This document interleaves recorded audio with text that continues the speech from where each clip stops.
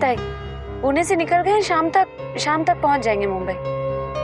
वो श्रेया दी का फोन आया था, वो कह रही थी कि कुछ दिन हमारे साथ बाबा के घर पर ही रुकेंगे। हाँ ताई, ठीक है ताई, ओके बाय।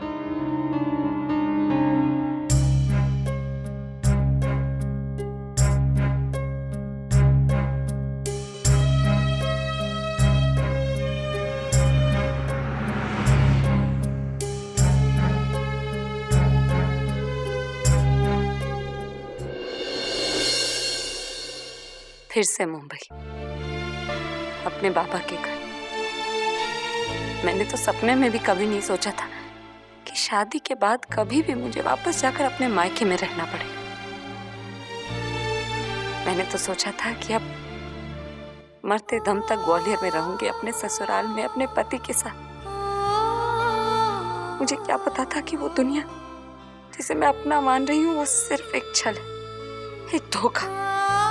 वहां मेरे लिए ना तो पति का प्यार था, ना किसी का अपनापन। वहां तो हर कदम पर मेरे लिए बस धोखा ही धोखा था। हर रिश्ता एक धोखा था, यहाँ तक कि मेरा पति भी।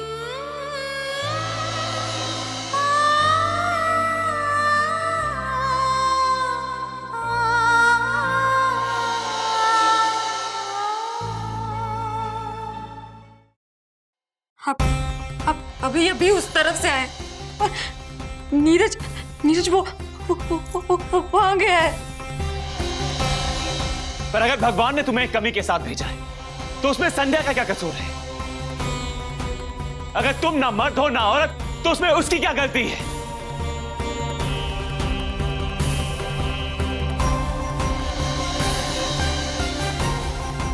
मैं तो बस इतना कहना चाहती हूँ कि जिस तरह आपने मुझे मेरी कमजोरी के साथ अपनाया है, मैं भी आपको हर हाल में स्वीकार करूंगी। जाओ चाचू, अब आपको कोई डिस्टर्ब नहीं करेगा। युवराज प्लीज मुझसे मत करवाइए। युवराज नहीं।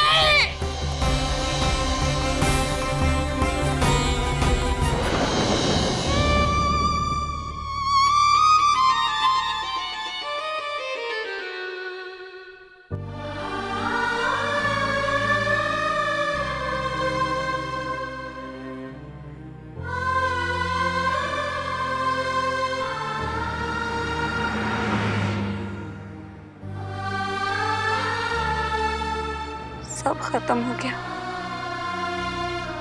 पापा हमेशा कहते थे एक बेटी का असली घर उसका ससुराल होता है। शादी के बाद बेटी अपने ससुराल की इज्जत बनकर रहती और अगर वो मायके लौट आए तो ये उसके मायके की बेइज्जती होती है, उसकी परवरिश का अपमान होता है। मुझे माफ कर दीजिएगा बाप। आज मैं अपने मायके लौट रही हूँ। मैं आपकी दूसरी बेटियों जैसी खुशकिस्मत नहीं हूँ कि मरते दम तक अपने ससुराल का मान बढ़ाऊं। मेरे पास अपने मायके में रहने के अलावा दूसरा और कोई रास्ता नहीं है बाबा। मेरी शादी ने मेरा सब कुछ तो मुझसे छीन लिया, आपकी जिंदगी भी छीन ली। ना मैं अंधी होती, न वो जागीरदार परिवार मेरे खिलाफ इतनी गंदी घिनौनी साजिश रचता। ना आपको उनकी साजिश का पता चलता और ना आपको इस तरह जान गंवानी पड़ती।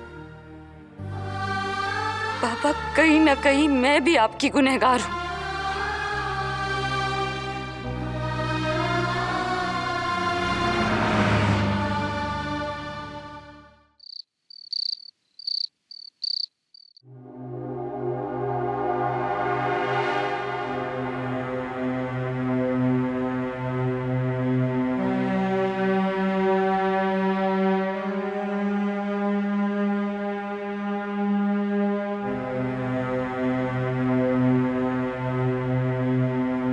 खाना तैयार है, आ जाओ।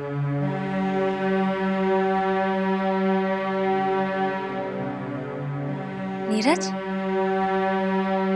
चलो खाना खा लेते हैं। तुम लोग खा लो, मुझे भूख नहीं है। मैं जा रहा हूं। कहाँ जा रहे हो तुम?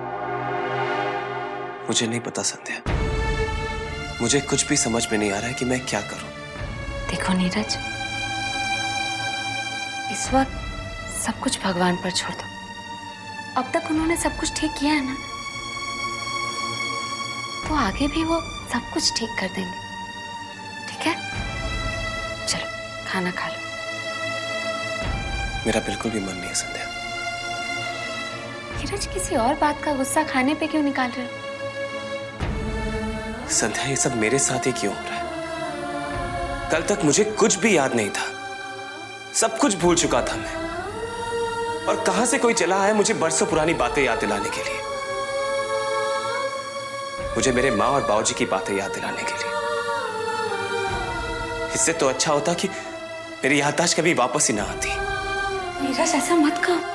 देखो, अब तक जो कुछ भी हुआ उसमें जरूर भगवान की कोई मर्जी रही होगी, और आगे भी जो होगा वो उन्हीं की मर्जी से होगा। और नीरज, तुम तो मुझे हिम्मत दिया करते थे, तुम कैसे हिम्मत हार सकते हो? भगवान पर भरोसा रखो, जो होगा वो अच्छा ही होगा। देखो, कल से हम में से किसी ने भी कुछ भी नहीं खाया। तुम नहीं खाओगे तो मैं भी भूखी रहूंगी।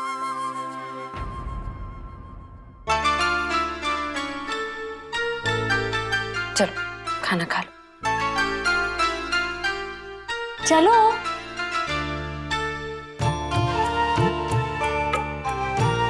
चुपचाप इधर बैठो।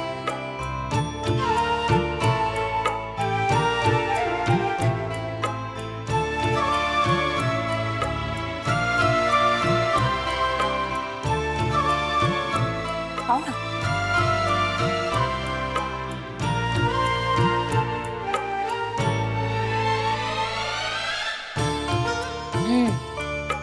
अब इस रूठे हुए बच्चे को मुझे अपने हाथों से खिलाना होगा।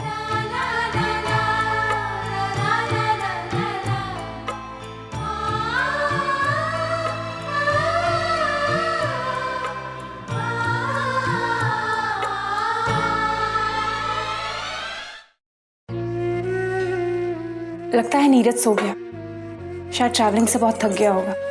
थकान तो हो ही जाएगी ना दी। पिछले 2 दिनों से हम दोनों युवराज को लेकर इतने परेशान थे, बस जंगल में ही घूम रहे थे। थकान हो गई, लेकिन फिर भी मुझे लग रहा है कि नीरज सोया नहीं होगा, यूं ही बस करवटें ले रहा होगा। क्या बात है, तुझे बड़ा पता है नीरज के बारे में। नहीं, वो दरअसल जब से अपने दादाजी से मिला है ना, बस उसी बात को लेकर परेशान है, तो मुझे लगा कि शायद उसी बारे में सोच रहा होगा। चल ठीक है, तू कहती है तो मान लेती हूँ। चलो ये बर्तन किचन में रखते हैं और अपने कमरे में चलते हैं।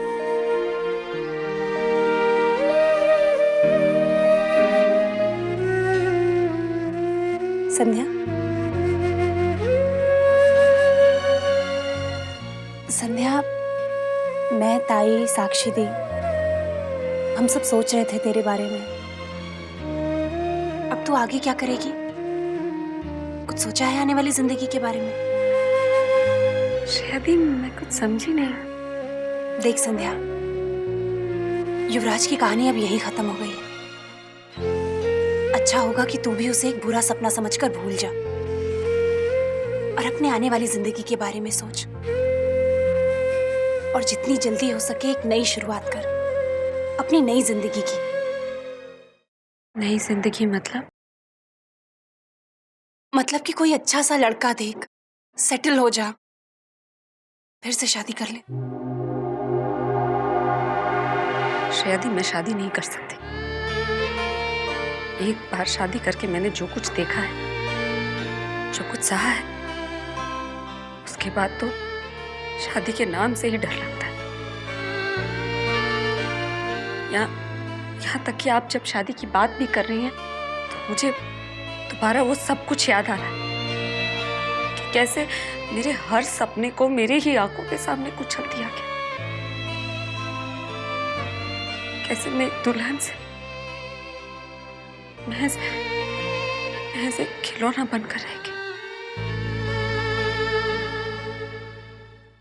इस वक्त शादी की बात करते हुए भी मेरे रोंगटे खड़े हो रहे। नहीं दी, मैं दोबारा शादी नहीं कर सकती।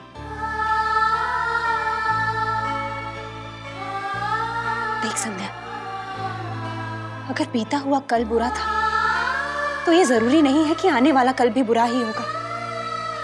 इंसान अगर एक बार ठोकर खा जाए तो वो चलना नहीं छोड़ता। तेरे आगे तेरी पूरी जिंदगी पड़ी हुई है। जो कुछ भी हुआ उसमें तेरी कोई गलती नहीं थी।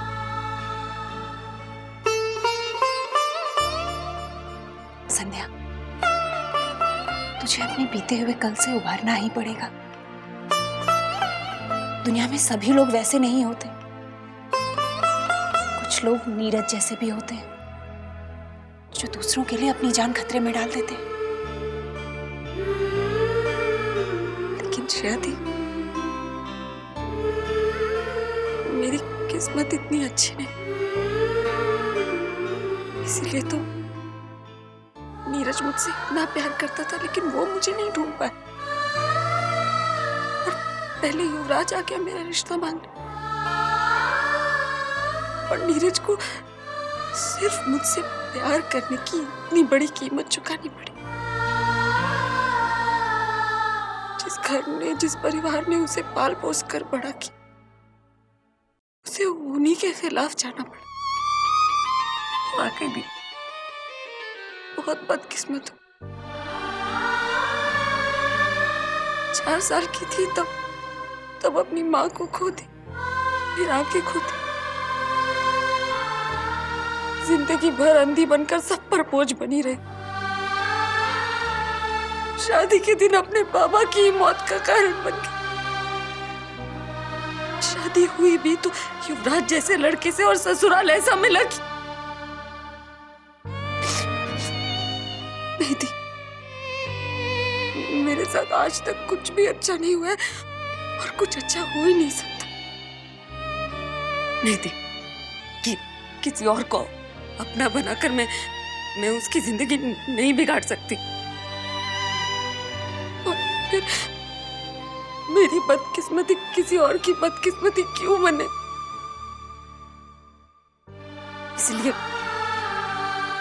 इसलिए अब आगे की जिंदगी में अकेली ही काटूंगी।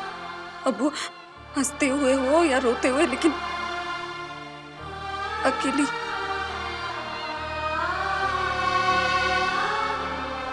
शायद ही बहुत रात हो गई, सो जाती।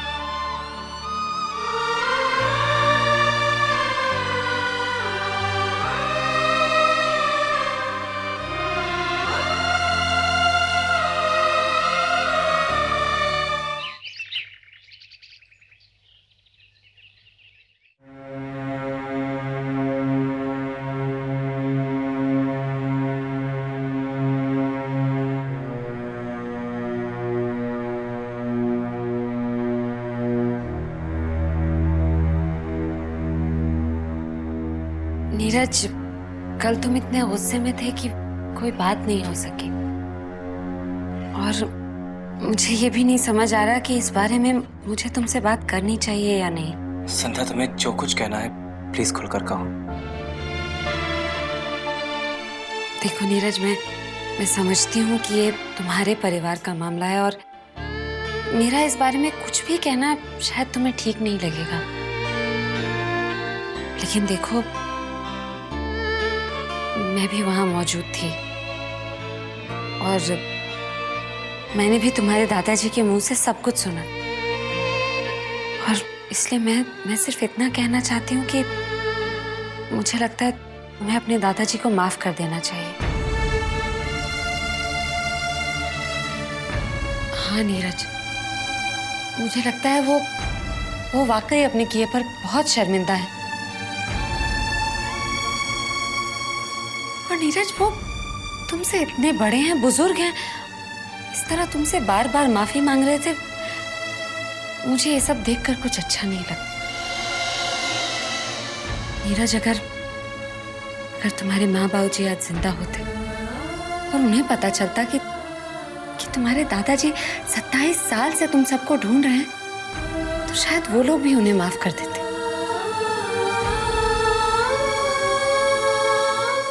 तुम्हारे दादाजी ने बिल्कुल ठीक कहा, खून के रिश्ते यूं ही नहीं टूट जाते।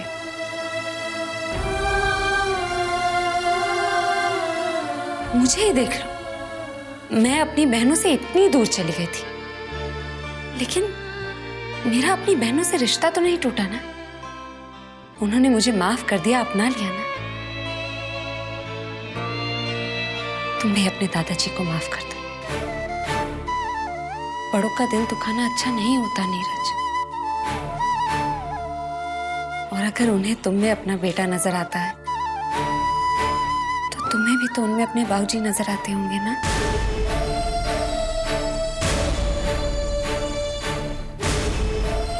मेरा कहा मानो नीरज, उन्हें माफ कर दो और उनके साथ अपने घर जाओ।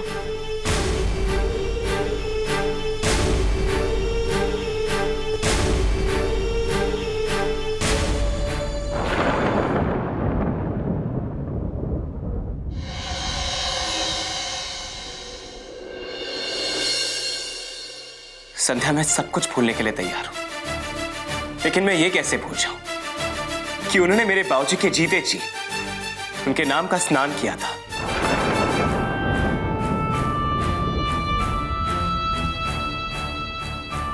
अपनी उस गलती के लिए मैं एक बार फिर से माफी मांगने के लिए तैयार हूं बेटे।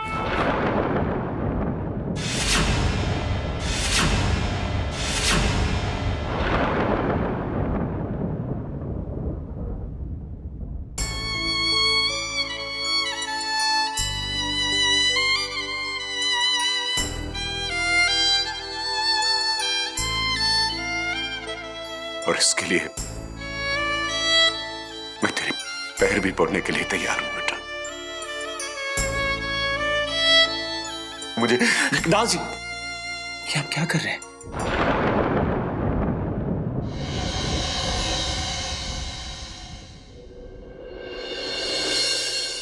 क्या कहा तूने? दादाजी,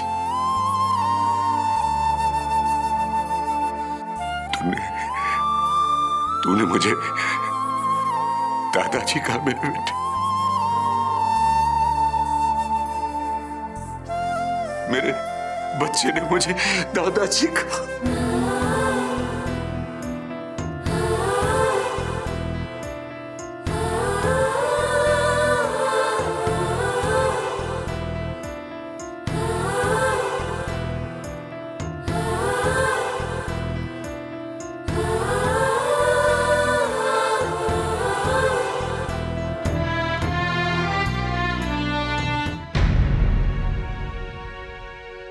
ये लीजिए आपके पापा। हेलो। हाँ पापा, बेल हो गई। नहीं नहीं, मैं घर नहीं आऊंगी, कुछ दिन मुंबई में ही रहना चाहती हूँ। पापा, अगर हो सके तो एक फ्लैट का इंतजाम करवा देना प्लीज। और तो मेरा इस शहर में कोई है नहीं। पंकज जी और वैनी साहब की बेल दूसरी बार रिजेक्ट कर दी है कोर्ट ने। अब मैं बाहर आ गई हूँ तो अपनी तरफ से पूरी कोशिश करूंगी उन्हें छुड़वाने की। आप प्लीज मेरे लिए कुछ पैसों का और घर का इंतजाम करवा देना। हाँ पापा, मैं यहीं रहूंगी। बार बार कोर्ट भी तो जाना पड़ सकता है ना मुझे, और मुझे किसी से हिसाब भी चुकाना है पापा।